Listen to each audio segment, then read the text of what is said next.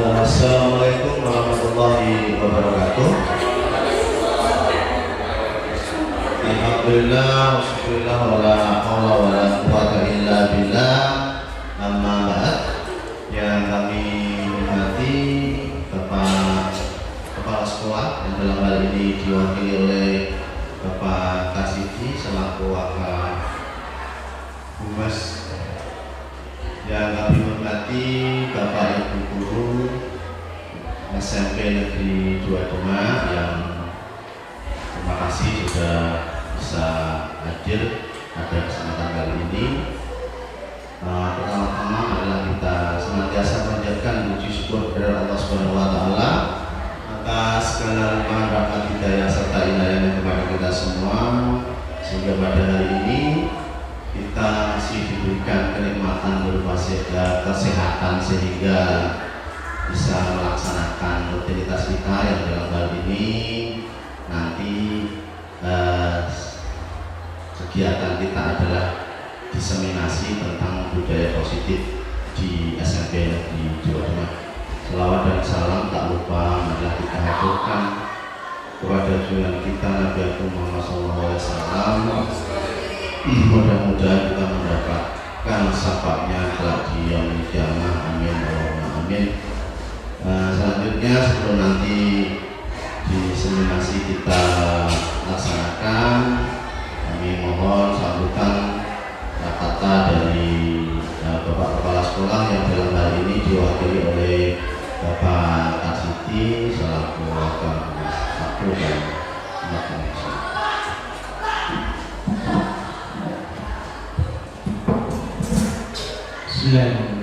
Assalamualaikum warahmatullahi wabarakatuh. Bismillahirrahmanirrahim. Alhamdulillahirabbil alamin. Assalatu wassalamu ala asyrofil anbiya'i wal mursalin sayyidina wa maulana Muhammadin wa ala alihi wa sahbihi ajmain. Amma ba'du. Yang saya hormati Bapak Kepala Sekolah SMP Negeri 2 Demak, yang saya hormati pula Pak Suminti Abdullah selaku CGP Angkatan 9, yang saya hormati Bapak Ibu Guru SMP Negeri 2 Demak. Marilah kita tidak henti-hentinya selalu memanjatkan puji syukur kepada Allah Subhanahu wa taala, Tuhan Yang Maha Esa, bahwa di pagi menjelang siang ini kita masih diberi kesempatan untuk berkumpul dalam rangka acara diseminasi budaya positif yang ada di SMP Negeri 2 Demak. Yang kedua, salawat dan salam selalu kita sanjungkan kepada beliau junjungan kita Nabi Agung Muhammad SAW, yang kita nanti syafaat atau pertolongannya di yaumil qiyamah. Bapak Ibu yang saya hormati, yang pertama saya memohonkan maaf sebesar-besarnya terutama pada Pak Jun bahwa di hari ini Bapak Kepala Sekolah tidak bisa hadir bersama kita karena ada kegiatan yang cukup penting di luar. Oleh karena itu kesempatan ini menugaskan saya untuk membersamai kandungan semuanya untuk membuka acara diseminasi budaya positif di SMP Negeri 2 Demak. Bapak Ibu yang saya hormati, sebenarnya terkait dengan budaya positif, saya yakin panjenengan di SMP 2 Demak ini sudah merasakan dan juga sudah melaksanakan. Pada dasarnya budaya positif yang sudah kita laksanakan adalah pembiasaan yang sudah ada di SMP kita, terutama membiasakan karakter kepada putra-putri kita mulai dari masuk sekolah. Di gerbang itu sudah disambut oleh Bapak Ibu Guru dengan bersalaman, kemudian masuk ke kelas masing-masing juga sudah dimulai dari pembacaan Asmaul Husna, tadarus, dan juga dilaksanakan sholat berjamaah. Oleh karena itu pada kesempatan kali ini saya tidak menguraikan satu persatu. Nanti Pak Junedi akan membahas bersama panjenengan semua. Bahkan mungkin Pak Junaidi ada ide atau gagasan yang baru yang dimungkinkan bisa menambah hasanah dari pembiasaan yang baik yang ada di SMP kita ataupun budaya positif yang ada di SMP kita. Nanti saya mohon panjenengan mengikuti dengan seksama apa yang diuraikan oleh Pak Junaidi Abdullah, dan juga seandainya nanti ada beda persepsi, silahkan didiskusikan sebaik mungkin sehingga nanti ada titik temu untuk meningkatkan dan juga memperbaiki karakter dari anak-anak didik kita. Karena saya yakin panjenengan sudah sudah tahu kalau di luaran sana anak-anak didik kita walaupun sebenarnya sudah kita upayakan sedemikian rupa, tetapi terkadang masih ada juga yang mungkin agak sedikit menyimpang. Oleh karena itu kesempatan kali ini sangat baik sekali untuk kita berdiskusi bersama-sama. Mungkin itu menjadi prakata dari saya. Mohon maaf nanti saya tidak bisa menemani panjenengan di acara ini sepenuhnya karena saya juga ada kegiatan di luar. Dari saya cukup, saya akhiri. Assalamualaikum warahmatullahi wabarakatuh. Waalaikumsalam warahmatullahi wabarakatuh. Terima kasih Pak Rasidi atas apa yang sudah disampaikan. Mungkin nanti setelah ini kami perkenankan untuk melanjutkan aktivitasnya, biar nanti saya dan teman-teman yang lain untuk berdiskusi, kemudian mendiseminasikan apa yang sudah saya dapat di pendidikan guru penggerak. Terima kasih Pak Sidi.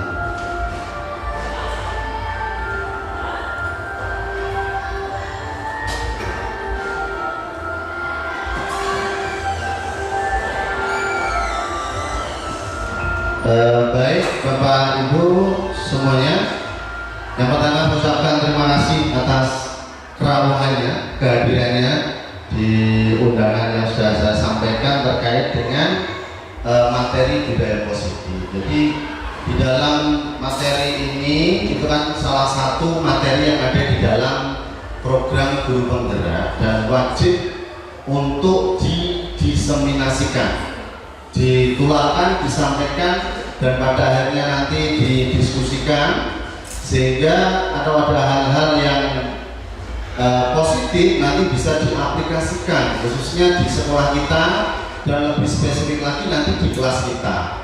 Baik, kita akan mulai Bapak Ibu dari pertama ini ya. Jadi tema kita dalam diseminasi ini adalah menyebarkan pemahaman dan penerapan pengalaman budaya positif.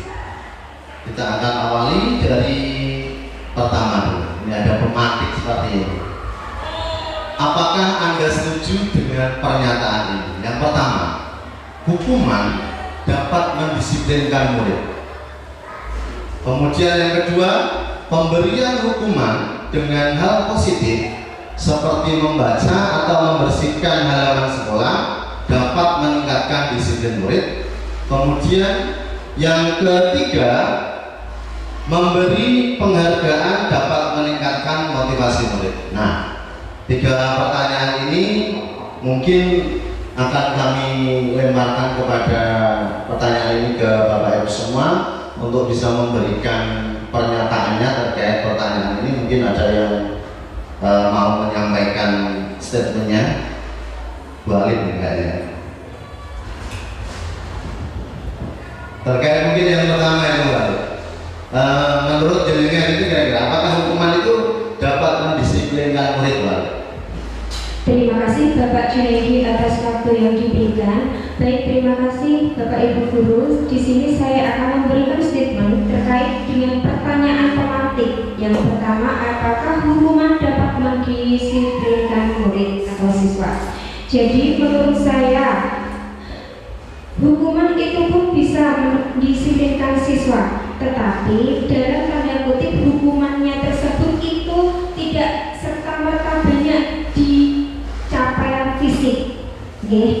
Contoh, kalau mau mendisiplinkan siswa itu bisa dengan cara mungkin untuk mengenalkan pada surat-surat tadarus, membaca Al-Quran maksudnya Pak, atau bisa juga dengan kebersihan di lingkungan sekitar sekolah tentunya. Dan yang kedua, pemberian hukuman dengan hal positif seperti membaca atau membersihkan halaman sekolah dapat meningkatkan kedisiplinan murid. Iya jawabannya. Beralih tadi di poin yang pertama sama. Ketiga, memberi penghargaan dapat meningkatkan motivasi belajar murid. Ini pasti jawaban saya, karena yang namanya apresiasi pun itu juga bisa memberikan gairah rangsangan kepada siswa untuk tumbuh berkembang lebih baik lagi. Begitu Pak? Oke, Bu Alif, terima kasih. Mungkin Bapak Ibu yang lain mau ngasih tanggapan? Pak Lutfi kita pengen memberikan opininya. Terima kasih Pak Junaidi untuk pendapat yang dari pertanyaan pemantik ini ya. Menurut pendapat saya, hukuman dapat mendisiplinkan murid. Ketika kita memberikan hukuman kepada anak, itu kita bisa mengukur sejauh mana hukuman itu diberikan. Jadi menurut kita cara mendisiplinkan murid itu tidak hanya dari hukuman saja, tapi juga berkaitan dengan poin yang kedua, bisa dengan cara hal yang positif seperti membaca beberapa sumber ilmu pengetahuan, atau juga mungkin dengan membaca Al-Quran, dan juga kegiatan fisik lainnya yang tidak harus bersifat kasar, ya, cukup membersihkan halaman sekolah itu sebagai kegiatan yang mungkin membuat mereka ceria. Itu. Nah, kegiatan-kegiatan seperti itu mungkin bisa sering dilakukan, tapi ketika terlalu banyak anak yang tidak disiplin, itu akan berdampak positif. Nah, kemudian untuk poin yang ketiga, memberikan penghargaan itu sungguh sangat membantu dalam meningkatkan motivasi belajar. Karena apa? Selain mendapatkan apresiasi, mereka juga harus mendapatkan apresiasi.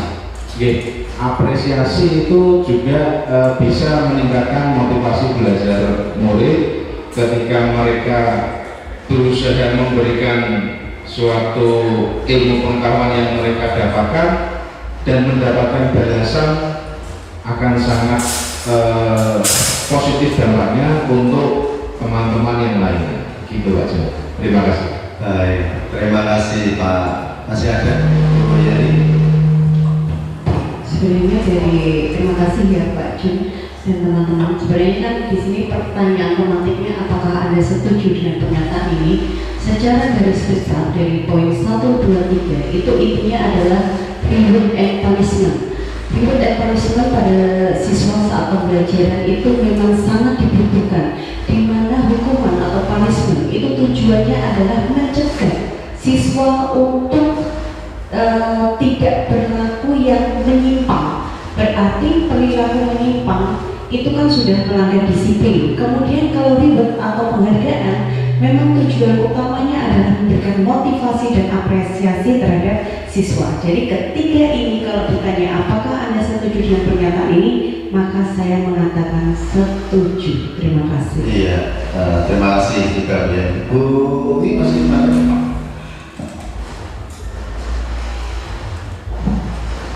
Ini dari guru orang tua. Terima kasih waktunya. Ya, pada dasarnya kita setuju dengan pernyataan itu. Namun sejauh mana hukuman itu bisa menghabiskan murid? Itu kalau saya melihat tidak sampai pada kesadaran, sehingga anak ini ada perasaan takut, ketakutan. Dia disiplin karena takut, bukan karena kesadaran, sehingga kurang kuat. Itu pendapat saya seperti itu. Kemudian untuk penghargaan itu bagus sekali ya. Dengan penghargaan itu kita bisa meningkatkan motivasi belajar siswa, karena memang itu merupakan salah satu kebutuhan bagi siswa, bagi anak untuk menerima penghargaan dari orang lain.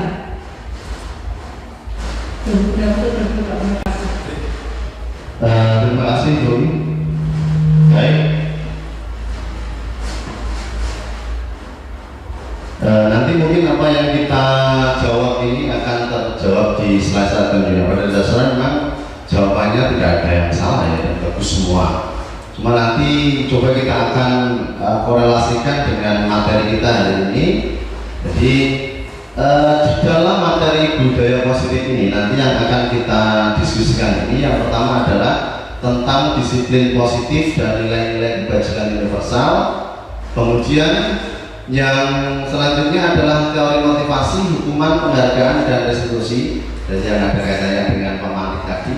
Kemudian ada keyakinan kelas, kebutuhan dasar manusia, posisi kontrol guru, dan yang terakhir segitiga restitusi.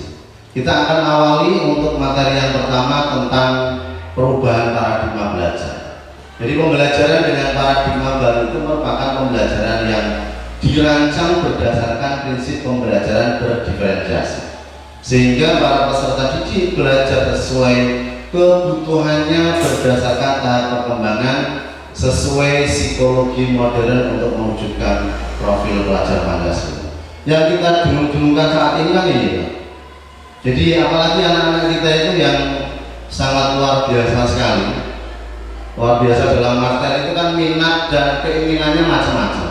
Sehingga kalau kita jadi guru ada pukul rata dihantam pokoknya materi ini ya gitu, pasti mereka juga akan kolab juga, apalagi ya seperti kita ketahui bersama mungkin dengan latar belakang yang berbeda, sehingga prinsip pembelajaran berdiferensiasi ini kan memang didengung-dengungkan ya gitu.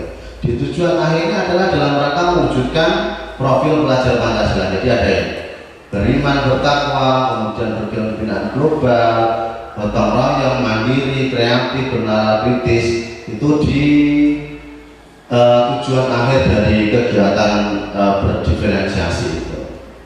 Selanjutnya, baik Bapak Ibu, coba kita akan melakukan sebuah aktivitas Bapak Ibu. Kita mengimajinasikan saja.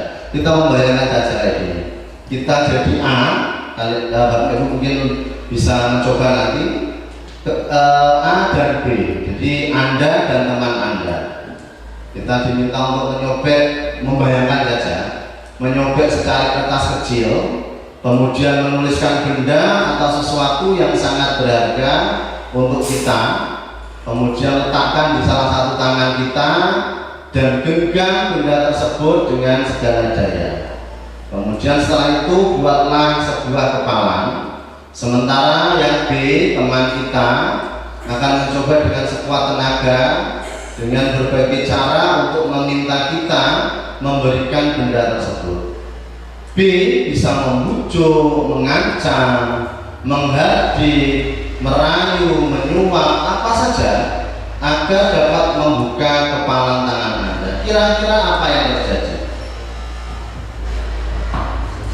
Bayangan kita ini seperti apa? Misalnya kita membayangkan tadi di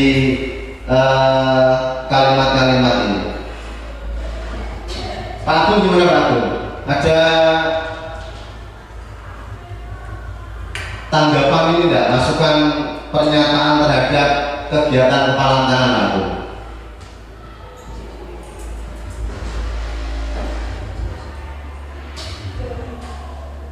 Kalau jenengan jadi A itu kira-kira bagaimana Pak? Tidak mau membuka, alasannya apa?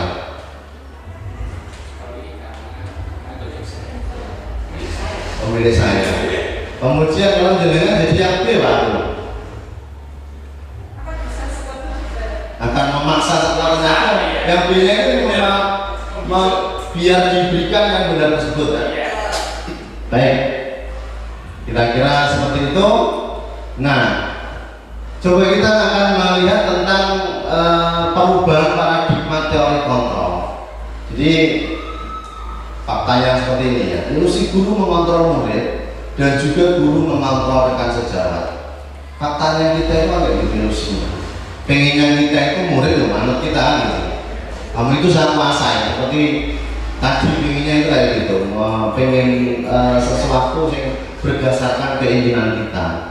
Itu namanya ilusi kontrol. Kemudian ini kritik dan membuat orang merasa bersalah maupun menguatkan karakter.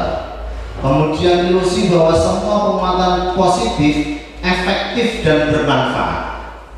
Kemudian ilusi bahwa orang dewasa memiliki hak untuk memaksa. Itu namanya ilusi kontrol yang mungkin biasa kita lakukan saat ini terhadap murid-murid kita, siswa kita itu kayak gitu. Pengennya kamu itu ya mesti saya itu paling benar, saya itu guru pintar dan kamu harus mengikuti perintah saya. Itu seperti itu.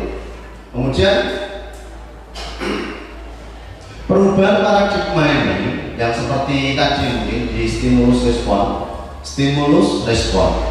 kemudian di teori kontrol.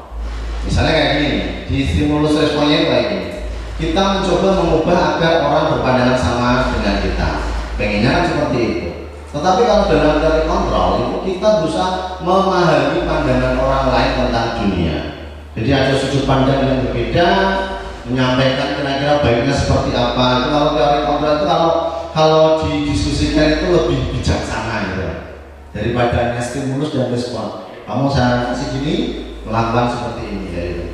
Kemudian perilaku buruk dilihat sebagai suatu kesalahan. Ini jelek kayak gitu, salah kayak gitu. Kemudian kalau di teori kontrol, semua perilaku itu bahasanya ya mesti memiliki tujuan. Kenapa orang melakukan kenapa siswa melakukan kesalahan, alasannya apa itu harus digali dulu.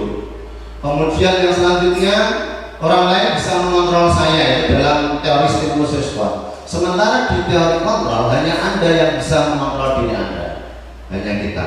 Kemudian saya bisa mengontrol orang lain, Anda tidak bisa mengontrol orang lain. Karena prinsipnya kan yang bisa mengontrol diri Anda adalah Anda sendiri.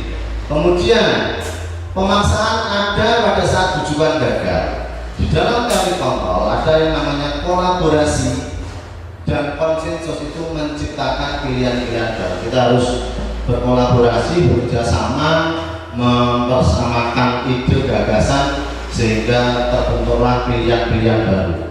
Kemudian yang selanjutnya ada yang namanya model berpikir menang kalah. Sementara di teori kontrol itu model berpikirnya adalah menang-menang atau win-win solution seperti itu. Selanjutnya kita masuk ke materi di disiplin positif.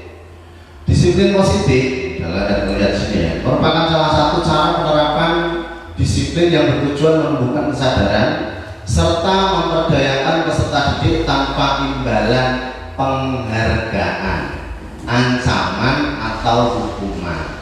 Berarti apa? Tidak ada embel-embel apapun. Tidak boleh kita ada embel-embel penghargaan. Nanti kalau kamu nilainya bagus, saya kasih bonus Swiss misalnya, atau saya kasih mineral. Anak-anak itu kadang mau melakukan sesuatu, Pak, nanti mau dikasih apa? Kalau saya nilainya 100. Seperti itu kan tidak boleh sebenarnya di disiplin positif itu. Apalagi mengancam, nanti nilaimu jelek, awas. Sesok data ulang kelasmu, data ajar kelas. Seperti itu. Sama anak-anak, tidak apa-apa, silahkan. Tapi rata-rata anak-anak itu yang gini, saya sering gitu, Pak, nanti kalau orang berpikirnya 100, Pak Jun kasih apa? Ini kita yang terakhir. Saya kasih senyum dari nanti saya senyum 100 kali. Hukuman juga tidak boleh.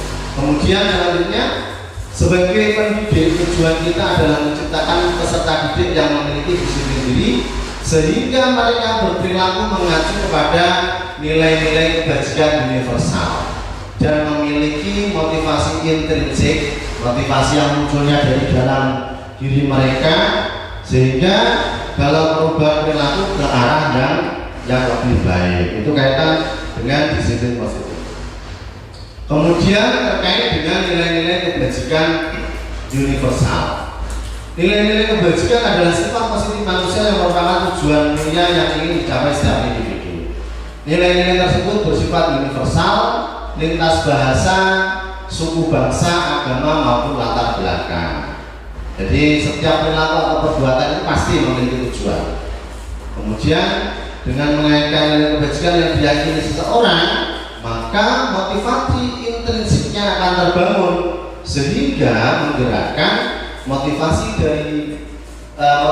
dari dalam untuk dapat mencapai tujuan mulia yang diinginkan. Itu yang sulit di kita untuk aplikasikan kayak gitu toh. Anak-anak kita, diri kita itu biar bisa sadar tanpa dimarahi, tanpa kita harus marah-marah. Sebaliknya juga kita itu bisa sadar diri, biar bisa tertib dan orang saat ini kepala sekolah itu bisa. Saya juga masih mencoba menjadi orang yang luar biasa menurut teori ini. Tapi harus dicoba karena itu munculnya kan dari diri kita, bukan karena aku pengen berangkat pagi dari kepala sekolah ya saya mau terus aku didatangi orang, didatangi tukang sapu misalnya, didatangi kan juga pagi kan seperti itu. Gimana baik urusan kayak gitu kan tidak penting pakai banget ya. Ya pemimpin kita itu, kepala sekolah itu pasti tahu potensi kita, kemampuan kita, dengan tidak usah kita menyodorkan muka kita aja lupa itu yang rajin tidak usah. Tapi sesuatu yang positif itu harus ini tadi loh, muncul dari dalam diri kita, sadaran diri yang muncul tanpa embel-embel harus orang lain itu mengapresiasi kita. Oh, Junedi cukup saya gimana jam 5 sangkar, baliknya jam 5 sore, itu dapat apa tidak penting pakai banget ya. Kalau tujuan kita itu hanya ingin dipuji oleh orang lain, ingin diapresiasi orang lain. Yang terpenting itu kan kesadaran kita sendiri, kita melaksanakan tupoksi kita dengan baik dan lain sebagainya. Oke, selanjutnya, nah ini adalah nilai-nilai kebajikan yang ingin dicapai oleh setiap anak, dikenal dengan profil pelajar Pancasila. Salah satunya ini pasti hafal ya lagu ini. Pelajar Pancasila beriman dan bertakwa pada Tuhan yang esa dan berakhlak mulia, berkebinekaan global, gotong royong mandiri, kreatif dan bernalar kritis. Kira-kira ini anak kita itu bisa mencapai semuanya ini, wah kayaknya dulu nilai-nilai tahu. Faktanya ya mungkin beriman oke, tapi kan ya belum mencapai itu tujuan nilai-nilai kebajikan yang ingin dicapai. Cita-cita kita itu sebenarnya di dalam kurikulum Merdeka ya seperti inilah yang sangat mulia sekali. Mudah-mudahan kita nanti lambat laun bisa untuk merealisasikan ke semua nilai-nilai kebajikan yang ada. Baik. Kemudian kita lanjutkan ke materi yang selanjutnya terkait dengan teori motivasi, hukuman, penghargaan, dan restitusi. Nah, baik Bapak Ibu. Jadi berdasarkan teori motivasi, ada 3 hal yang mendasari perilaku manusia, termasuk saya. Mungkin juga jenengnya, apakah nanti masuk ke dalam. Yang pertama, orang untuk menghindari ketidaknyamanan atau hukuman. Kemudian yang kedua, mendapatkan imbalan dari orang lain atau institusi. Yang ketiga adalah untuk menghargai diri sendiri.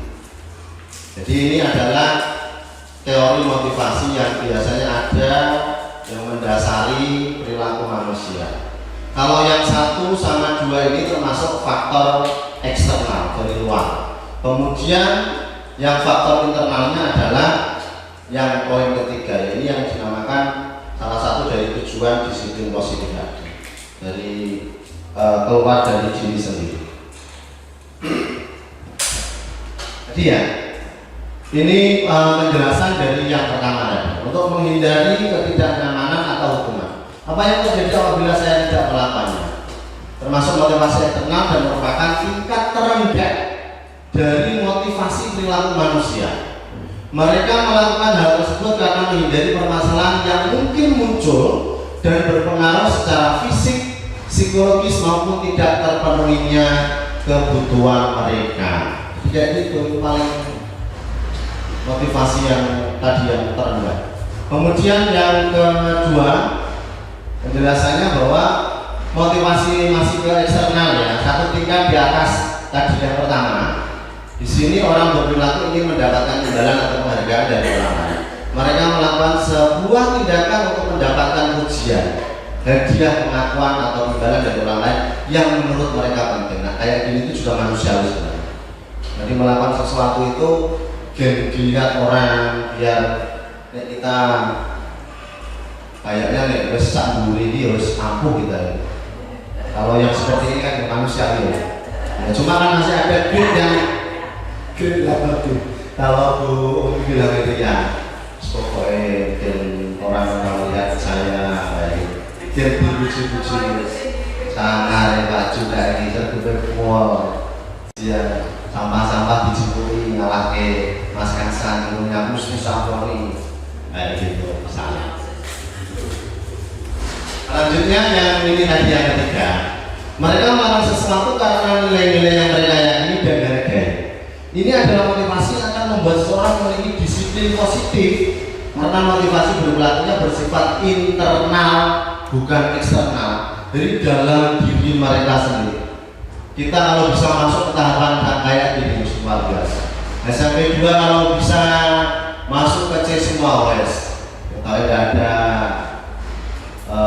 mungkin akan mendapatkan penghargaan dari mana melihatnya dua itu sangat-sangat masuknya ke poin C semua. Melakukan sesuatu munculnya dari diri sendiri.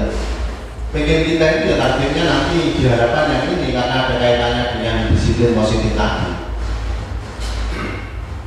Oke, kemudian pertanyaan sekarang bagaimana cara kita sebagai guru untuk menanamkan disiplin positif pada murid kita? Coba jawab pertanyaan ini. Sebagai seorang guru saat akan hadir mengajar di kelas tepat waktu, motivasi apakah yang berdasarkan tindakan Anda?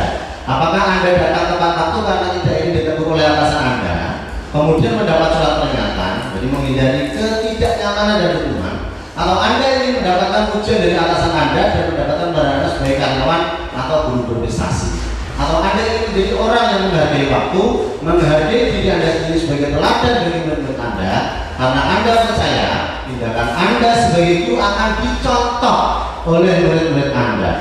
Manakah motivasi yang paling kuat mendasari tindakan Anda, atau bahkan kombinasi dari motivasi atau bahkan ketiga-tiganya? Mungkin saya butuh jawaban dari Bapak Ibu, salah satu aja, jangan banyak-banyak yang mau menjawab terhadap ini. Dari tiga motivasi yang ada, kasus saya di itu, jika kita berkaca kepada diri kita itu kira-kira kita masuknya ke jenis yang mana? Motivasi yang apakah sudah sampai ke grade yang C, muncul dari diri kita, ataukah masih B, yo pengen sempit, yo pengen dilom, yo setelah aku malah yang pertama supaya gadis-gadis kok gedenya. Kira-kira yang mana Bapak Ibu? Dari internal kita, kira-kira gimana? Kalau dia ya kadang-kadang bumi saja, nanti biar materi selanjutnya bisa. Oke. Kalau menurut saya itu memang mut-mutan Mas. Terus terang, jika kita terpepet, tadi kita itu satu ya, bisa menghindari hukuman. Tapi ketika ada kesadaran, mungkin karena sifat keikhlasan kita itu ada. Karena menurut saya motivasi tertinggi itu adalah keikhlasan, Pak. Tanpa dilihat oleh orang pun, kalau kita itu percaya Tuhan itu akan memberikan pahala bagi kita atau membalas perbuatan kita, itu pun bisa terjadi. Menurut saya seperti itu Pak. Jadi mut-mutan aja ketika manusianya itu tumbuh ya, di situ saya sebagai manusia biasa normal, saya itu tadi ya tadi mungkin menghindari hukuman ya bisa tapi ya, di suatu saat pasti ada, di suatu saat saya juga tadi, tapi yang paling mengenai istilahnya, saya sebagai guru harus bisa menjadi teladan yang baik bagi anak-anak saya. Luar biasa sekali Bu. Terima kasih Bu. Saya juga seperti itu Bu. Hal yang manusiawi saja. Oke. Terima kasih pendapatnya Bumi. Terus kita lanjutkan ini ya, sedikit definisi tentang hukuman, konsekuensi dan restitusi tadi. Jadi dalam menjalankan peraturan atau keyakinan kelas atau sekolah, bila mana ada suatu negara tentunya sesuatu harus terjadi. Untuk itu kita perlu meninjau ulang tindakan penegakan peraturan atau keyakinan kelas atau sekolah kita selama ini. Tindakan terhadap suatu pelanggaran pada umumnya berbentuk hukuman atau konsekuensi. Restitusi adalah proses menciptakan kondisi bagi murid untuk memperbaiki kesalahan mereka sehingga mereka bisa kembali pada kelompok mereka dengan karakter yang lebih kuat. Nanti kita akan bahas di materi yang terakhir terkait dengan hukuman dan konsekuensi, mungkin akan melihat di materi selain. Coba Bapak Ibu. Sekarang ini ada tabel seperti ini, kita coba menjawab apakah ini hukuman atau konsekuensi. Yang pertama, mencatat 100 kali di dalam buku kalimat saya tidak akan terambil lagi karena sampai sekolah. Kira-kira hukuman atau konsekuensi? Catat ya, hukuman. Lari mengelilingi lapangan. Murid diminta untuk push up 15 kali. Menggantikan kertas tugas teman yang telah dicoret-coret. Membersihkan tumpahan air di meja tulis karena tersinggol. Murid disuruh untuk mengenakan sepatu seharian di sekolah. Gak yakin ya? Karena tidak mengenakan sepatu hitam. Benar.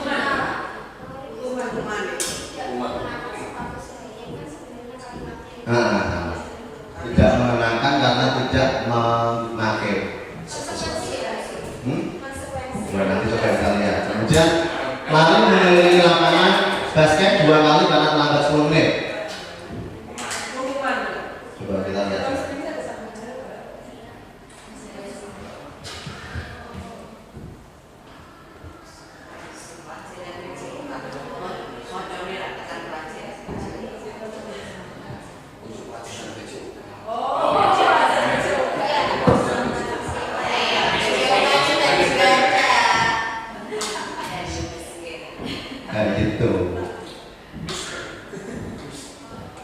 Jadi itu kayak gini. Kalau hukuman itu kan satu arah. Oh guru nih set kayak gitu. Kalau konsekuensi mestinya ada 2 arah. Karena kemarin sudah disepakati seperti ini, bedanya kayak gitu. Kalau hukuman ya konsekuensinya kamu ya harus mengganti karena sudah merusakkan seperti itu. Salah satu. Ini kalau kita melihat perbedaan hukuman sama konsekuensi. Kalau hukuman itu menyakitkan, kalau konsekuensi sesuatu yang harus terjadi, membuat anak sakit karena hukumannya fisik dalam jangka waktu yang lama mesti. Saya kadang nggak ingat hukum mana ya. Bocah orang tahu pintar. Kadang kayak pas sadar itu langsung pas keluar lagi. Pasti kayak ini. Berarti saya akan menyakiti anak itu terus itu. Sakit sampai, tapi saya pernah ya ada kejadian anak dulu saya tak pukul itu waget bersama rombongannya. Saya kayak gitu, waduh aku dikeroyok ini, ternyata ada salaman kok Pak Jun harus deg-degan kalah jujur ini waktu saya menghukumnya ya. Alhamdulillah tidak mungkin karena mungkin sadar ya, mudah-mudahan itu tidak hukuman menurut mereka, mungkin hadiah bagi mereka.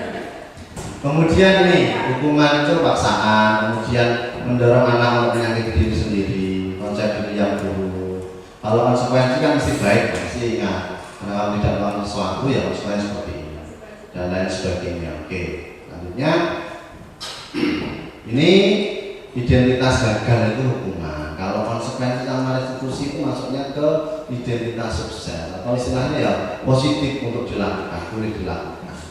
Kalau konsekuensi itu netral, hukuman itu jelas negatif. Kalau yang positif itu namanya restitusi. Yang tengah-tengah ini yang netral itu konsekuensi. Makanya amannya kita di konsekuensi sama di restitusi itu namanya identitas sukses. Selanjutnya kita masuk ke materi selanjutnya, ke keyakinan kelas. Apakah Bapak Ibu pernah melakukan sebuah keyakinan kelas di kelasnya yang seperti apa?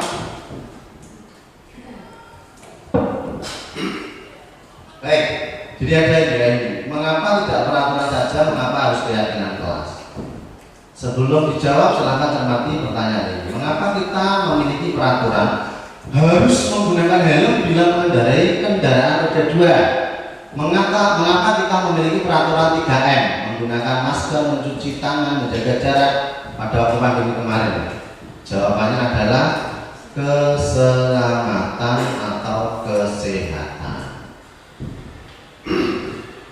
Nah ini nilai-nilai keselamatan atau kesehatan tadi itu yang disebut sebagai sebuah keyakinan, yaitu nilai-nilai kebajikan universal yang disepakati secara tersirat dan tersurat, lepas dari latar belakang suku, negara, bahasa maupun agamanya.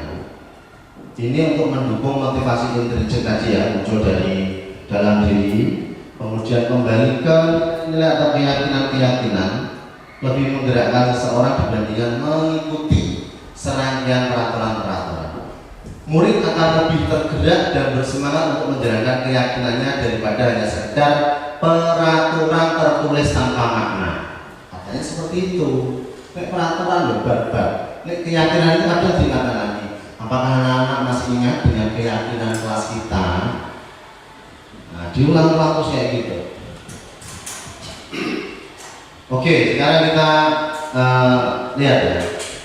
Peraturan selalu kembalikan buku ke tempatnya, dilarang mengganggu orang lain, hadir di sekolah 15 menit sebelum pembelajaran dimulai, dilarang melakukan kekerasan, dilarang menggunakan narkoba, bergantian menunggu dan giliran, gunakan masker, jangan berlari di kelas atau koridor. Kira-kira keyakinan kelas yang kalimatnya itu bagaimana? Coba kita lihat.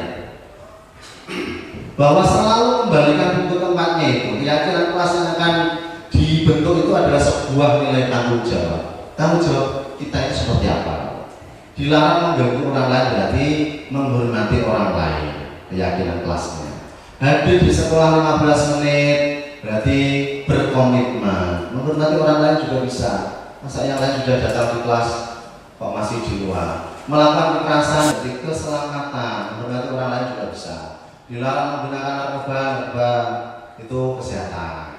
Bergantian giliran dari menghormati orang lain atau keyakinan kelasnya adalah bersabar. Gunakan masker yaitu kesehatan dan keselamatan. Jangan berlari di kelas atau koridor yaitu keselamatan ataupun keamanan. Ini adalah nilai-nilai keyakinan kelas. Kalau peraturan kan tulisnya kayak gini, panjang. Dilarang, gunakan. Sebenarnya kita ingin mengatakan tanggung jawab kalian itu di mana? Keyakinan kelas tanggung jawab kalian itu di mana? Nah, kemudian nih, Bapak Ibu, mungkin nanti bisa dipraktekkan di dalam kelasnya terkait dengan pembentukan keyakinan kelas ya. Mungkin kalau di mana mungkin dulu penggerak mesti wis gawe. Saya pun juga jauh gawe. Nanti akan ditanya Mas saya keyakinan kelasnya seperti apa. Cuma ya mungkin kemarin saya buatnya sebelum ikut CGP nanti belum sempurna. Nanti mungkin disempurnakan lagi. Yang pertama ini kalau kita ingin prosedur membuatnya, persilahkan siswa-siswa kita untuk bercurah pendapat tentang peraturan yang disepakati. Mencatat semua masukan dari murid di papan tulis atau kertas nanti ditempel itu. Kemudian disusun sesuai prosedur menggunakan kalimat positif. Nah, untuk keyakinan kelas itu untuk kalimat negatif itu nggak boleh, dilarang kayak gitu nggak, kan negatif ya. Tinjau kembali daftar curah pendapat yang dicatat, kemudian tinjau ulang keyakinan kelasnya. Setelah keyakinan sekolah kelas dibuat, maka semua warga dipersilakan meninjau ulang dan menyetujui, syukur-syukur ini mau menandatangani keyakinan kelas tersebut, termasuk guru dan siswanya. Jangan ada dengar, Pak, keyakinan kelas kita apa cuma datangnya terlambat. Saya kan tadi sudah izin sholat dulu, kecuali kalau ada izin sholat dulu. Saya sudah datang dulu terus masuk biar saya izin sholat dulu ya lah gitu.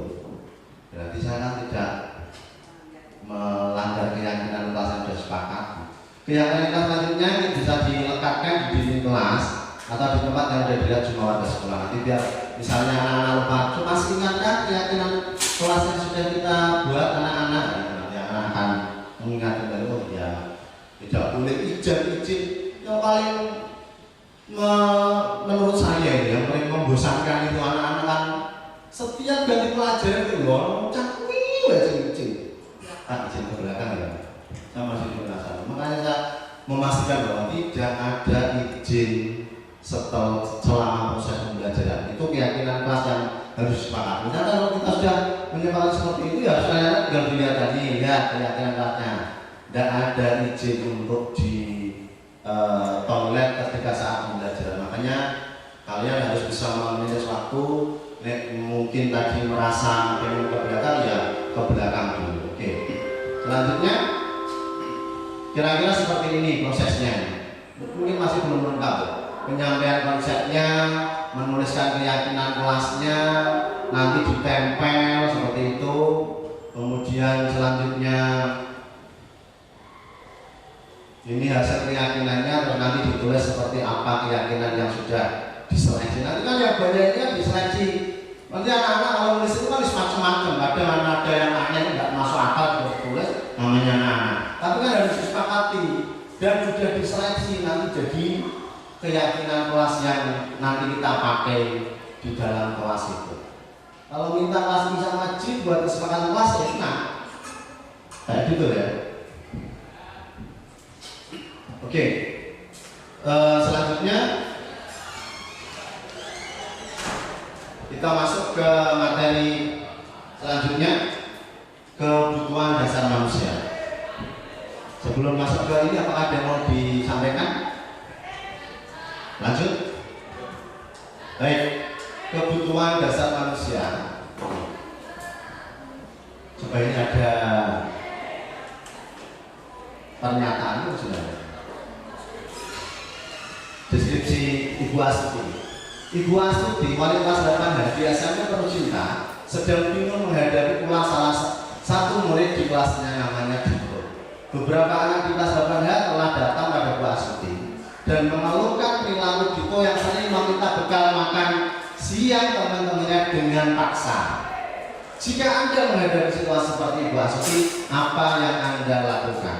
Menurut Anda kira-kira apa alasan Dito melakukan hal itu? Ada yang bisa memberikan argumennya?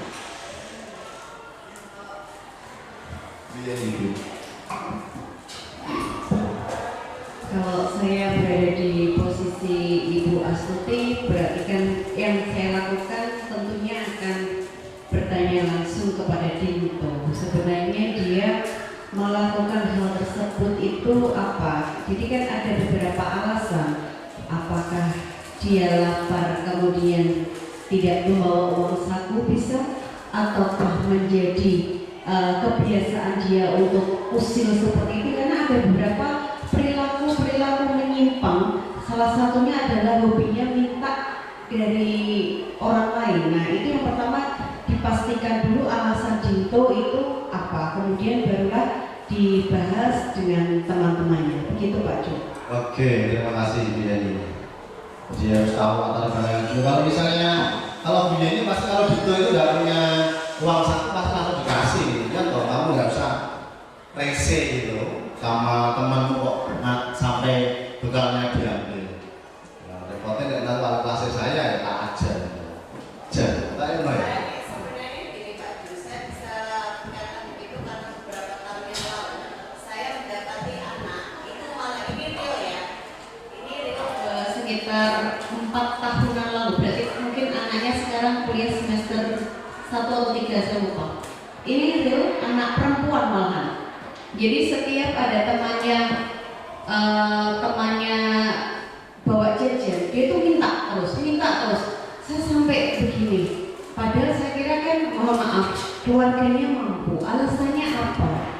Ternyata terlihat mampu itu bukan berarti mampu secara keseluruhan. Dan terkadang anak itu punya fashion yang begini, dia berhemat. Uangnya itu ditabung untuk membeli skincare, dan dia jajannya itu minta sama teman-temannya, dan itu real sampai dia SMA. Saya tanya, memang seperti itu perilakunya, dan pastinya orang tuanya mungkin tidak akan mengetahui karena kita mau bukti yang bagaimana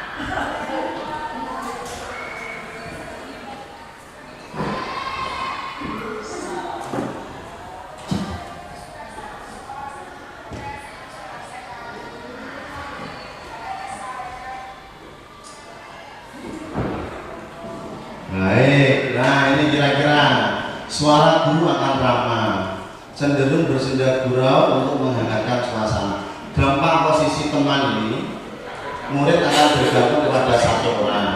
Murid tidak mandiri dan tidak bisa berpikir untuk dirinya sendiri. Ada kayak gitu, sampai pajunya sampai ramai. Kadang akan menggantungkan kayak gitu, jadi tidak bisa bagus. Kemudian selanjutnya sebagai pemantau yang keempat,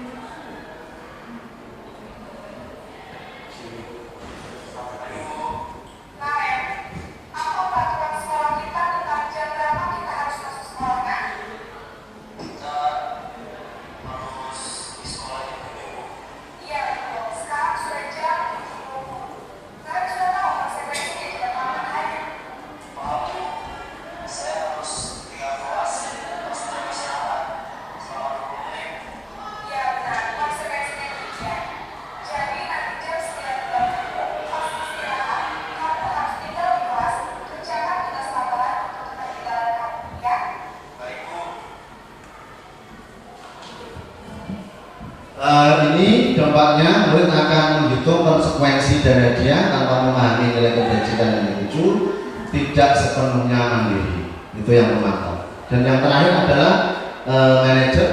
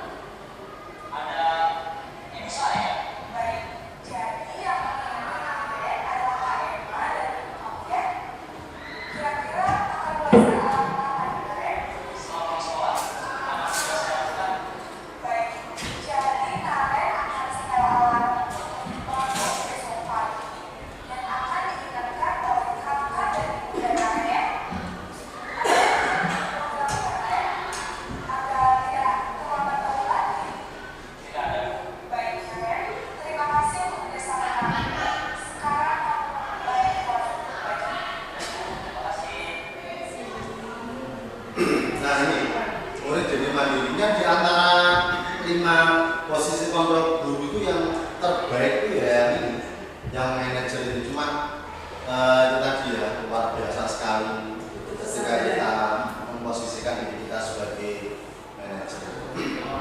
Nah jadi ini ya, kalau pikiran kita suksesnya, kalau kita itu bisa sebagai teman itu masuk sudah sukses, berhasil memantau. Kalau yang kita gagal itu ketika jadi penghukum sama membuat merasa bersalah. Yang paling bagus kan sebagai manajer, karena kontrolnya itu adalah kontrol diri paling baik. Kalau paling tidak bisa jadi manajer, paling tidak kita bisa di posisi ini, di teman sama di pemantau. Ini kalau aja.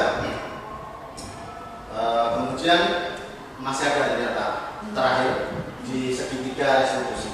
Kalau tadi kan di restitusi sudah disampaikan di awal tadi ya terkait dengan restitusi. Bagaimana segitiga restitusi kayak gini. Jadi yang pertama itu adalah menanyakan keyakinan.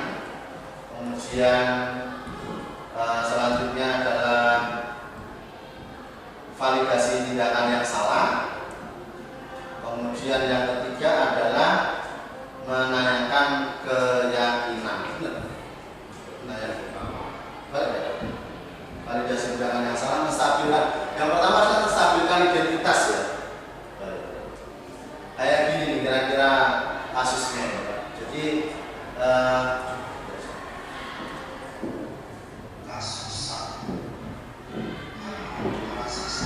coba untuk melakukan segitiga eksekusi skenario itu.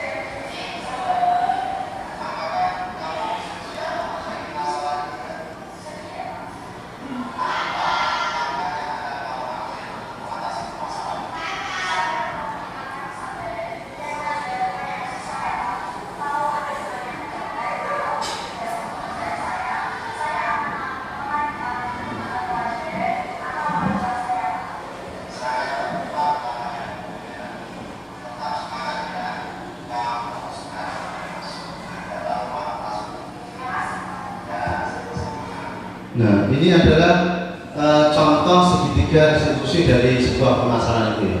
Jadi anak ditanyai dulu, nggak langsung, kalau kita biasanya kayak gitu.